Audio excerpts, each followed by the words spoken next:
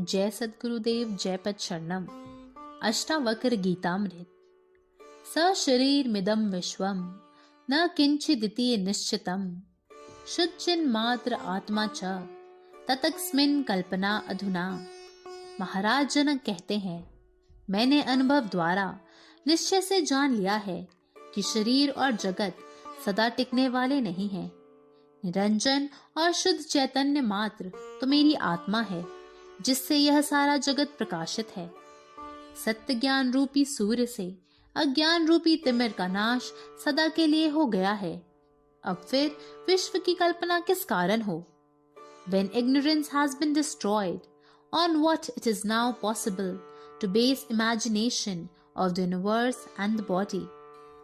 शरीरम स्वर्ग नरकौ बंध मोक्षौ भयम तथा कल्पना मात्र में वैतत किमे कार्यम चिदात्मनः। राजा जनक कहते हैं, शरीर, स्वर्ग और नरक, बंध और मोक्ष और उनका भय, यह सब अज्ञानी जीव के ही लिए हैं। मेरा इन सब के साथ अब क्या प्रयोजन है? सच्चिदानंद स्वरूप मुझ ब्रह्मलीन आत्मा का इन शरीरादिकों के साथ कौन संबंध रह गया है? कुछ नहीं। Body, heaven and hell, bondage and freedom, and the fear, all these are for the ignorant. Therefore, these have no reality for the realized soul, who has attained knowledge and rests in pure consciousness. He had nothing to do with them. Aho jan samuhe api na dvaitam pashyato mam aranyamiv sanvritam kva रति करवाण्य हम। राजा जनक कहते हैं, हे सद्गुरुदेव, बड़ा आश्चर्य है कि मैं इस जगत को देखता भी हूँ। प्राणी मात्र का जन समूह रूपी द्वैत वन की तरह उत्पन्न हुआ है, परंतु आत्म साक्षात्कार करने के बाद अब उन जन समूह के बीच में होता हुआ भी उनके साथ मुझको प्रीति एवं लगाव नहीं है। मुझे तो अब सब में अपनी आत्मा ही के दिग्दर्शन का विचार होता रहता है। मैं तो अब निरंतर आत्ममय अवस्था में ही विश्राम करता हूँ। खिलवत दर अंजुमन। लाखों का मेला है, पर साधक अकेला है। उसका मन निरंतर अपनी आत्मा के ही आनंद को चूसता रहता है एवं परमात्मा के चरणों में एकटक लगा रहता है। इस सेवक के सद्गुरुदेव एक महान अनुभव सिद्ध संत थे। विशेष बात यह थी कि वह दूसरों को उनके पात्र अनुसार अनुभव करा देने की भी पूर्ण क्षमता रखते थे। पहले अनुभव कराते, फिर उस स्थिति पर आरूढ़ रहने की हिदायत करते। यह उनकी कृपा कटाक्ष थी कि लखनऊ के अमीनाबाद बाजार जैसी भीड़ और चमक दमक वाली जगह में भी मन परमात्मा के चरणों में इतना गहरा लग जाता था कि यह भी होश न रहता कि पास से पुरुष निकला या कोई स्त्री। टांगे लड़खड़ाने लगती थी। समस्त भीड़ और चमक दमक कठपुतलियों का सा तमाशा नजर आता था। मन निरंतर आत्मा के आनंद में ही गहरा डूब जाता था। इस स्थिति पर आरूढ़ कराने के बाद कहते, संसार को ऐसे ही देखना चाहिए जैसे इस समय देखा। यही सच्ची पूजा है। Raja Janak exclaims, Oh, I do not find duality after attaining self-knowledge. Even the multitude of human beings have become aranyam, as I am always attached to my Atma alone and completely detached from the world, for there is nothing real besides myself. Khilwat Dar Anjuman. See only one, the Almighty, even when you are surrounded by a surging crowd. This is the real practice a sadhak has to achieve. It is possible only by the kind grace and shaktipat of a Sadguru. Na ham deho na me deho, जीवो न महम ही चिता, अयमेव ही मे बंध, आसिद्ध्या जीवते स्पृहा। राजा जनक कहते हैं, मैं देह नहीं हूँ, देह जड़ है, मैं तो चेतन हूँ। और देह भी नहीं, मैं तो असंग हूँ, मैं अब जीव भी नहीं हूँ। हे सद्गुरुदेव, आपकी अनुपम कृपा से मेरा अहम अहंकार दूर हो गया है। तभी तो अपनी आत्मा का अनुभव ज्ञान प्राप्त कर पाया हूँ। मैं तो अब अपने को चैतन्य स्वरूप अहंकार का भी साक्षी, कर्ता, अभोक्ता पाता हूँ। अज्ञानी पुरुषों की दृष्टि में मैं व्यवहारों का कर्ता प्रतीत होता हूँ, परंतु वास्तव में मैं कर्ता नहीं हूँ। मुझ आत्मा के यह धर्म नहीं है। जीव की देह बुद्धि और जीने की इच्छा, यही उसका बंध है, बॉन्डेज है, अनर्थों का मूल कारण है, आवागमन का चक्र है।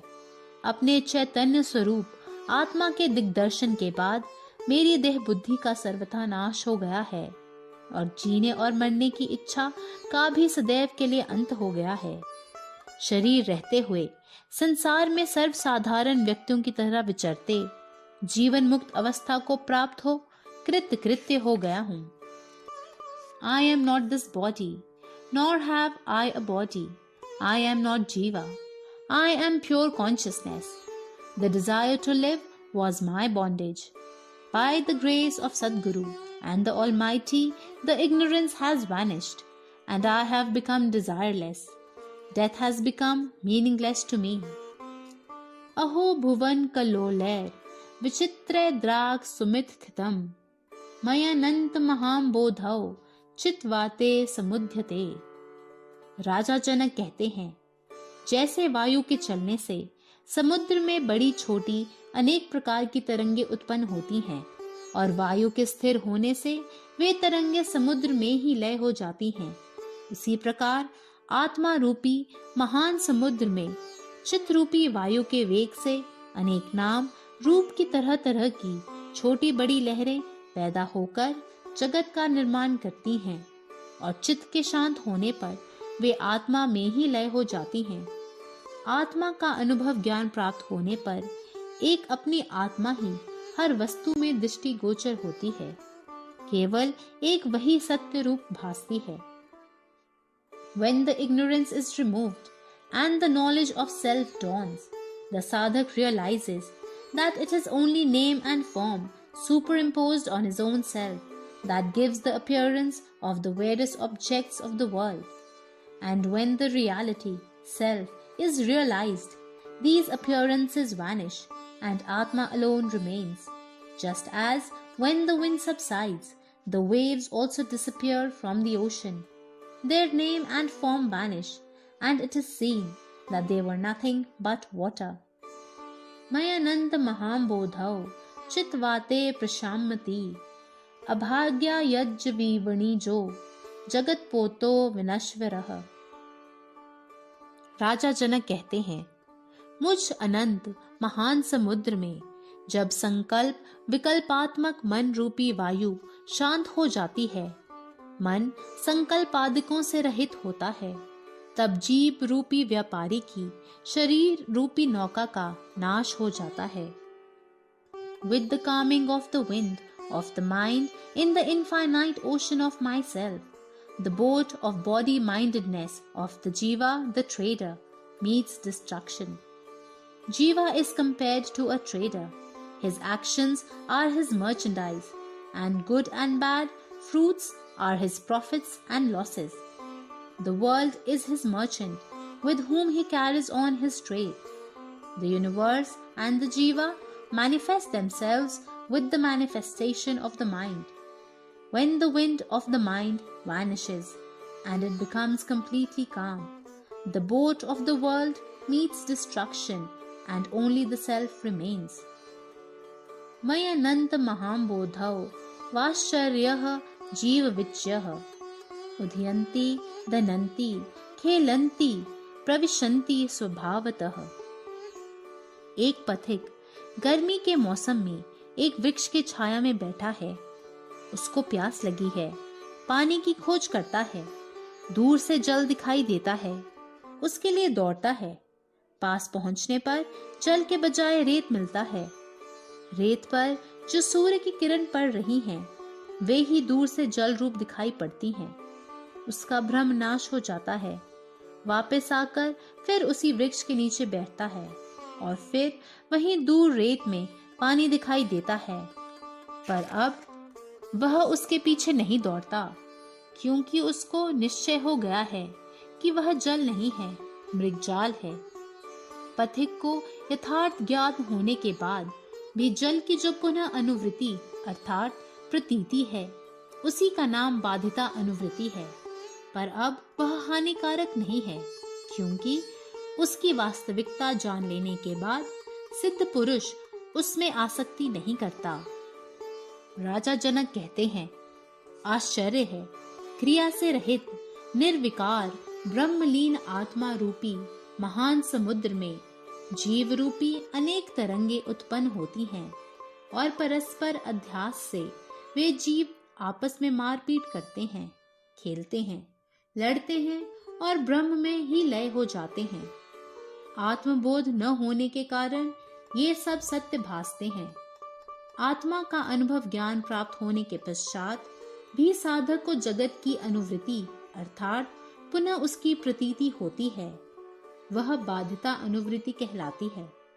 परंतु इससे आत्मा का सत्य अनुभव ज्ञान प्राप्त किए हुए सिद्ध पुरुष की कुछ हानि नहीं होती, क्योंकि उसकी असलियत को जानने के बाद उसमें फिर आसक्ति नहीं करता है। आत्मानंद में ही मगन रहता है। अनेक प्रकार और आकार के घटों की उत्पत्ति से आकाश का आकार और स्वरूप बदलता जान पड़ता है। घटाकाश तरह तरह का आकार और रूप धारण करता प्रतीत होता है। घटों के नाश से घटाकाश में नाश का व्यवहार होता है, परंतु इस सब नहीं पड़ता। वास्तव में आकाश की न तो उत्पत्ति होती है न नाश होता है। वैसे ही शरीरस्थ आत्मा की भी न उत्पत्ति होती है और न नाश होता है। आत्म साक्षात्कार किए हुए सिद्ध पुरुष को बाधितानुवृत्ति के कारण जगत की प्रतीति भी होती है, तब भी उसकी कोई हानि नहीं है। A traveler is sitting under the shade of a tree in a desert. He feels thirsty and searches for water. He sees water in the desert at a distance. He runs for it. When he reaches the spot, he finds sand in place of water. The rays of the sun falling on the sand are creating the impression of water due to the phenomenon of mirage. He comes back and again sees water on the same spot. But he does not run for it, as experience has taught him that this is an illusion. Similarly, one who has, by the benevolence of Sadguru Dev and grace of the Lord Almighty, achieved the flight of the soul, attains super consciousness, and actually visualizes his self. By practice, finds his soul to be pervading in all the objects of the universe. Human beings, animals, birds, insects, trees, vegetation, rivers and mountains. He comes to know the reality. When God is extremely kind, such a realized soul re-enters body retaining super-consciousness. Such a person, though again surrounded by the world, is never attached to the objects of this world. The vision of his Atma pervading the entire creation remains imprinted in his consciousness forever. He exclaims, "How wonderful! In me, the shoreless ocean, the waves of individual selves, according to their karmas and nature, rise, strike with each other, play for a while, and disappear forever when by self-realization the ignorance is destroyed." इति श्री अष्टावक्र गीतामृत्याम द्वितीयो अध्याय समाप्तम। ओम।